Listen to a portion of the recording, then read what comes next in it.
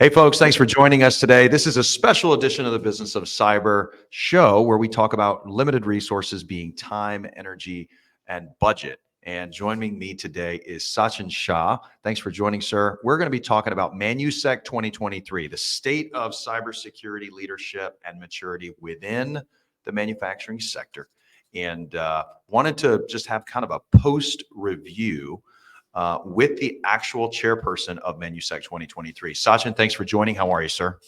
Good, how are you, Ted? It was nice meeting you physically, face to face in ManuSec, and obviously now, and also on our previous occasions in a couple of CS4CS events as well. Yeah, CS4CA, ManuSec. Let's go over a couple of the details. It was about 2 or 3 weeks ago. It was in Chicago, which is where it's traditionally held. The primary folks that attended, we're talking CISOs, OT managers, some IT managers, correct me if I'm wrong, all coming Probably. from the manufacturing space. But as a manufacturer, I mean, that's a really large space. So can you give us a little bit of an overview from what you saw as the type of subsectors that we saw at the event? So I think this was really greatly placed event, specifically when I look at it from an asset operator standpoint. Like you always find there are OEMs within the cybersecurity, but who are the operators? Who are the manufacturing?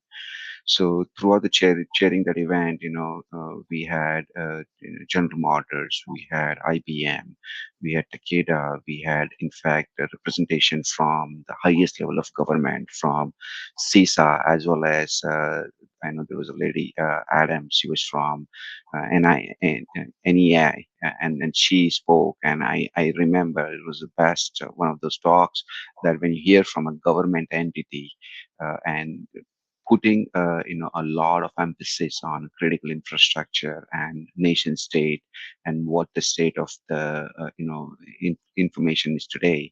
It was really mind boggling, and I think it was a bland mix of automotive as well as traditional manufacturing. We had chemical also manufacturing, so I think it was a right blend. There is always more asset operator can always be invited, but sky's the limit, as you mentioned, in the manufacturing sector. Makes sense. So, we both have some diverse history here. We're both from asset owners, both been at product companies before, right? So I think Right. collectively we offer a perspective where we have been sponsors of a CS4CA in the past, but we've also been attendees. Absolutely. So the first ManuSec that I went to was in 2019, and I saw a pretty stark difference between 2019 and 2023. Total number of vendors that supported, which enabled the event to be bigger. Total number of asset owners that came, I want to say double. Maybe you can help confirm. Um, Absolutely. but the big thing that I saw was the level of maturity that I saw back in pre-COVID from the manufacturing sector was pretty elementary. Folks didn't really have OT. There just wasn't a big existence yet of OT responsibilities. I think they were, but they sat squarely on the automation team's shoulders. They hadn't yet pulled their CISO or their CIO to build a security function around it that reported higher. That is a change. Everybody that I talked to this year had a bona fide strategy for their OT, whether it was at OT security, whether it was at the beginning or whether they're kind of in the middle of their journey. Absolutely. Help me understand as the chair of this year and then, your participation in previous years, what are the differences you've seen in the last couple years in the manufacturing sector that this event helped illuminate on the security side? So let me start with this. I think you said it pretty correctly. Pre-COVID and post-COVID, I think one of the most critical thing that I find Right. is having this sort of a conferences which is geared toward manufacturing. Now, you may find manufacturing geared toward conferences, but not adding on the cybersecurity aspect of it, which is the critical part of it. So if I look at it in my previous years, over the last 20 years, every time when we have to overlay cybersecurity, it is like we have to dig through the information from the OEMs, from service providers, from system integrators. There was no one place where everybody come together and discuss the specific solution.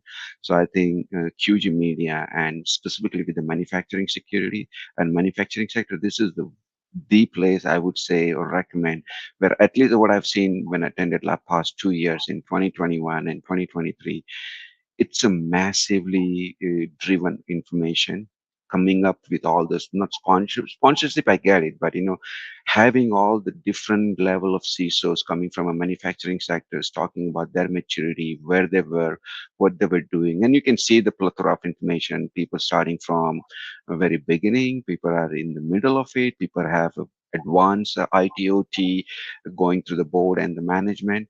But one thing that is really critical, what I was saying, helping the society being in one place from a different angle from a cybersecurity was a missing part which I haven't never had. Let's say if I would call it before pre-COVID or even back in 2017, 2018, there was no such thing. Having Yeah. this, it really, really helps the asset operator. It also helps OEMs. It also helps where the industry is moving, what they're thinking in terms of the cyber strategy. Yeah, yeah. QG Media, Kutsi and Ravi, they do a solid job, and there's been like a continual growth and value over the years, and I've always said it. I'll say it again: asset owner to vendor ratio numbers have to be top notch if you want the Absolutely. collaboration to be good. It's funny. A couple other players in the space that run events have caught on to that, but I see CS4CA being the one that started it. So when you think about, earlier last week, I had a chemical manufacturing CISO come on. One of his ideas that he presented to the ecosystem was if you don't have costs and a limitation of your costs and this is just chemical, but I think it would apply to process, discrete, all the different manufacturing subsectors. He Right. said, look, if you don't have an idea and understanding that you're going to have some fixed costs in your entire P&L role, your entire P&L model for manufacturing. And as a Always. result, you don't have endless resources of budget, time, or people when you deploy your resources. I like that idea. As a past owner of a chemical company myself, I couldn't agree more. Sometimes you make the sale of a per pound of your chemical, um, and that may fluctuate, but your cost to actually deliver it doesn't Never. fluctuate. So there's a Correct. lot of challenges in the manufacturing industry. So did you see a discussion around limited resources at the conference? And if so, what were some of those insights, Sachin?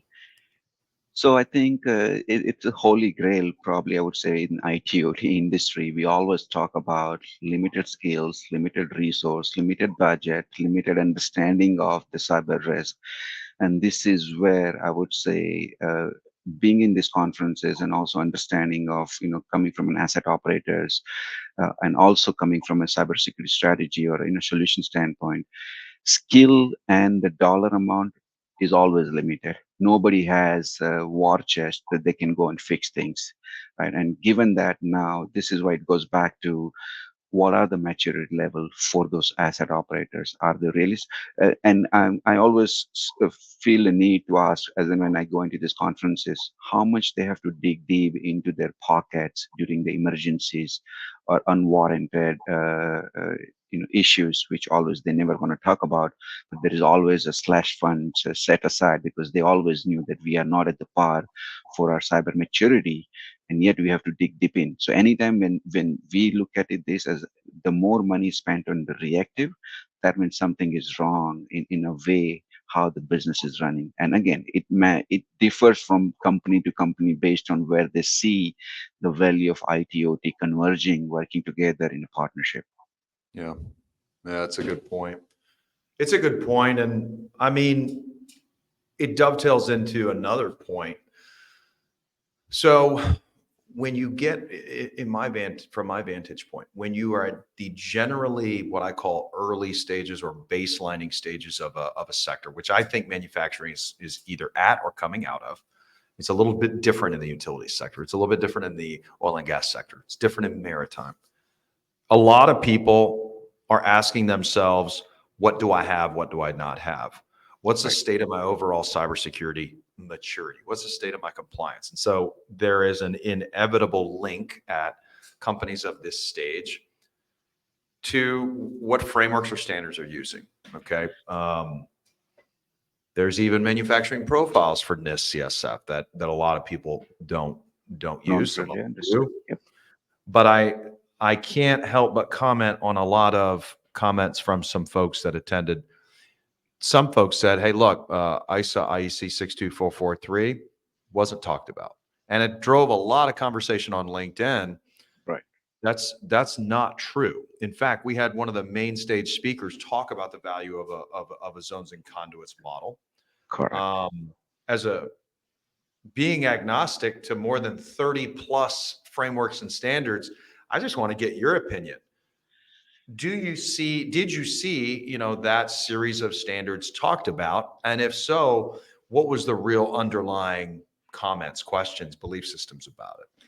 So I think in any organizations and in any state of the security, we always start with, okay, what is the standard offerings? And when I say standard offerings, like we always look at to the government standards, whether you live in the Europe, whether you live in Australia, New Zealand, or in the United States, there's always a standardization body that governs. Here is how you shall thou supposed to do it. Now, I specifically, when I talk about this within the asset operator, whether it be my current company or my previous company, what I say is, okay, we can go and make our standardization process, whether it be 62, 40, 43 or Purdy model reference architecture, or I can go back and say, if you want to go define the reference architecture standpoint, we can go OPEF architecture from TOGAF, or just I was talking to you earlier, I think, a couple of weeks ago, Gartner also came out with a new ICS, ITOT integrated architecture for edge security. And then they talk about many of this security, which is more geared towards the mature organization. But having some form of a standardization architecture that one company must follow, it is a really important steps, because if you don't understand, rather than you going into the wild and running like, hey, here is how I supposed to do it, we already have some guidance from the governmental agencies, put together. So you as an operator or a risk person or a manufacturing person doesn't have to go deep dive onto those onion and peel those onions, right? It's the lay of the land has already given to us. Now, the question that I go back with the asset operator, it's not, I would more care about, what standard that you operate. It's more about what is your risk appetite. Do you really understand what we are trying to protect with the critical infrastructure? Because as and when you compare and contrast with whether it be Purdy model, whether it be IE model or IS models that we talked about, am I protecting, am I maturing my attack surface that was not there before? So Yeah. if whatever you are doing, it is gonna help whichever track that you wanna go to. Now, there are other discussion that comes into picture. There are guidance and there are compliances. And when we talk about the compliances, this is not where something we're talking about IT compliances, where Microsoft or Unix or something come along, patch and you patch your systems. No, we're talking the compliances, the OSHA compliances. So when you build a factory, you need to be in compliance with the OSHA, your environmental impact, your chemical spill or water recycling treatment plants. These are required compliance, and that compliance must be met, otherwise you will not be given permit to operate in a region or in a state. Those are really critical, and how you comply to those standards or those must compliances, you need to follow some sort of a guidance. That is what we talked about earlier, because that is really critical. Yeah. It's interesting because most manufacturing companies, whether they've chosen a framework or a standard or not, I think you bring up a good point, is I think they have to have the end in mind. And if compliance is part of that, then it should be obviously a milestone. Compliance is a part of the Absolutely. journey. What I think that from what I saw, people were talking about a risk-based methodology like ISO Yes. 62443. What they I talked to four CISOs specifically about it just on, I think, the second afternoon. Second. Um, do we know what our zones and conduits are? Do we have enough maturity to understand our systems under consideration? Do we have our risk matrices? Do we have our threats? There's a lot of underpinning data models that you need to have some maturity and some age on in order to use a risk-based methodology. Where I see some companies, they're still at that ISO or that NIST or that Right. homegrown or that top CIS. They're still trying to understand from a controls fabric, what do they have? So I don't think it's a question of, there's a lot of people that want to shoot holes in all these frameworks and standards that we have. It doesn't add value to the conversation. And let me tell you why, because it's missing a core component of sympathy. And sympathy in the sense that if you've ever been an asset owner, you walk into an organization, you may not have the data models necessary to move to a risk based. Right. So I'm going to be in a controls based mode for a cycle or two. Right. So it, and I just feel that that people poke holes in government regulations, people poke holes in all of the different training organizations. The truth is that it doesn't really matter what flavor of ice cream you're choosing. You got to find one that suits your family's needs, but you also have to worry about the underlying. Did Exactly. everybody get their homework done so that we can celebrate with ice cream? Is everybody working out enough so that we don't Right. take on too many calories with the ice cream? It's a rough analogy, but it, positioning yourself to benefit from a framework or a standard. To me, that's what I saw as a difference from 2019 to 2023 across the manufacturing space. So I think it's a little bit early to ask the question of what's the standard that's being used. That one doesn't work anymore. This one is. I think that's weak. I think it's a weak point, and we'll see what happens at the API conference later this year. We'll see what happens Right. next year at some of the bigger conferences, but I do believe manufacturers have a tougher job in even that question. And I'll give you the last series of comments here as we close up.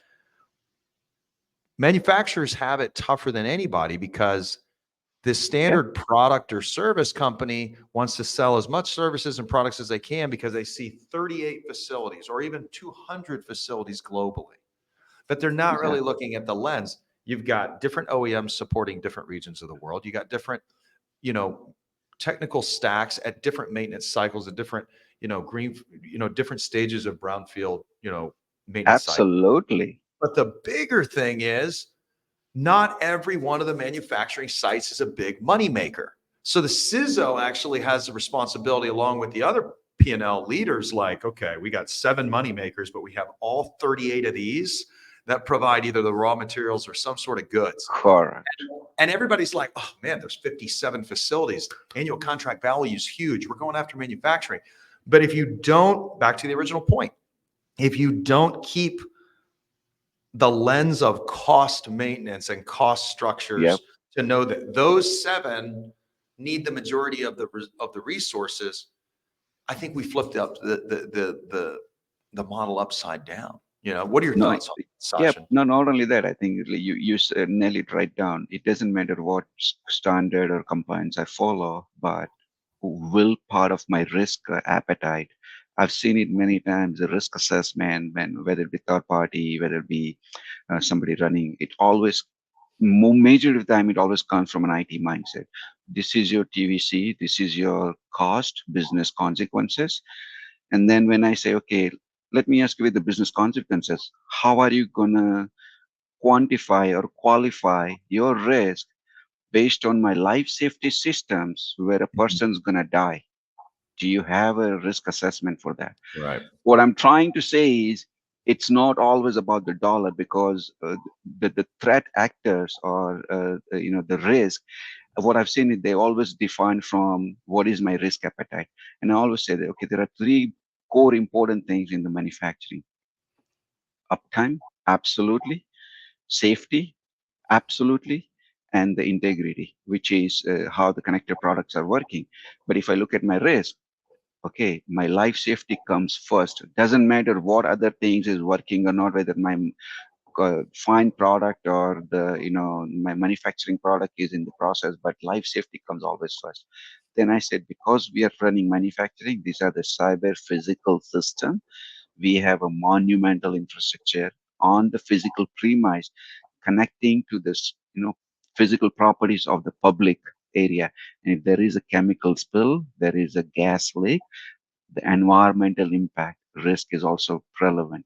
Then we talk about the dollar amount or the business or the factory is down or something like that.